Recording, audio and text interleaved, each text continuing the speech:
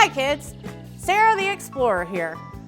I'm back at the Children's Museum of South Bend. We're in the nature play area today. I'm going to show you how to make bird feeders. We're going to listen to a story about a tree. And I'm going to show you how to make s'mores.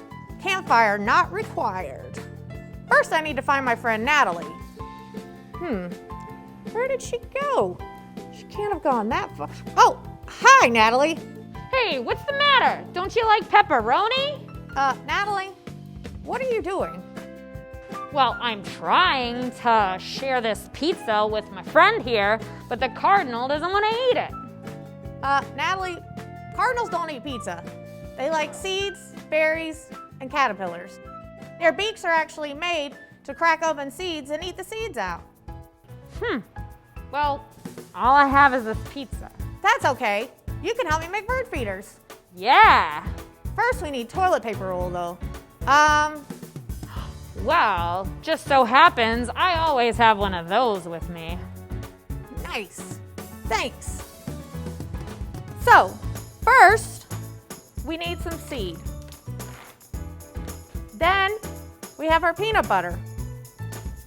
You're gonna take the knife and smear the peanut butter all over the toilet paper roll. Then, you're gonna roll the peanut butter covered toilet paper roll in the seed. Finally, you'll have this handy dandy little bird feeder. Would you like to try using that, Natalie? All right, I bet he's gonna love this. Here you go, little birdie. He still doesn't want to eat it. Natalie, that's not a real cardinal. Now to Marielle, who's gonna read a story about a tree. A Grand Old Tree by Mary Newell Depalma. Once, there was a grand old tree. Her roots sank deep into the earth. Her arms reached high into the sky. She was home to many creatures. Birds nested among her branches. Squirrels scurried through her leaves. Caterpillars and ladybugs crawled about. The grand old tree flowered, bore fruit, and sowed seeds. She had many children. They changed the landscape for miles around, perhaps even farther than the old tree knew. The grand old tree lived a long, long time.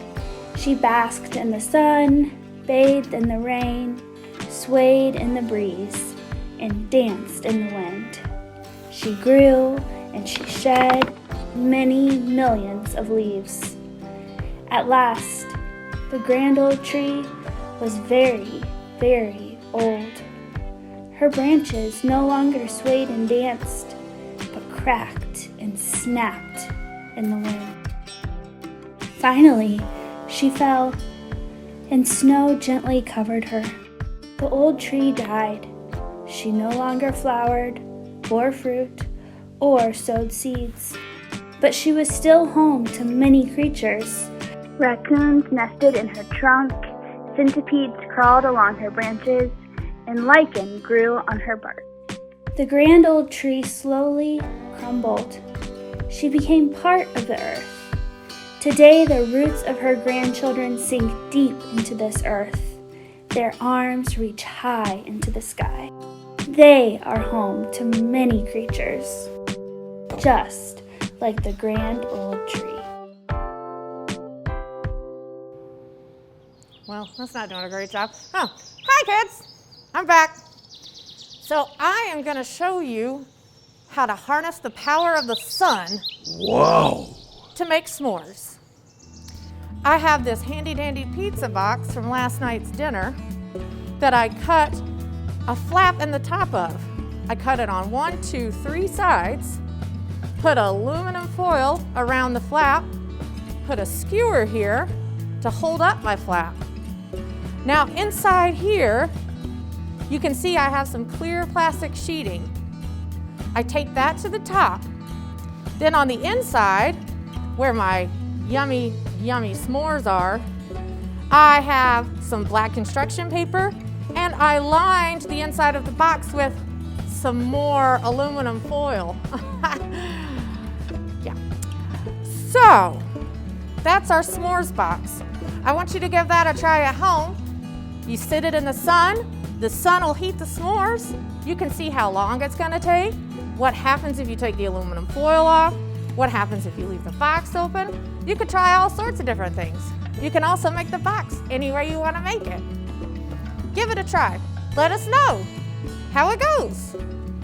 Hey, pipe down there. I'm trying to get some sleep. Sorry, Natalie. I'll warm myself by the fire. Wow, this fire sure isn't as warm as I thought it would be.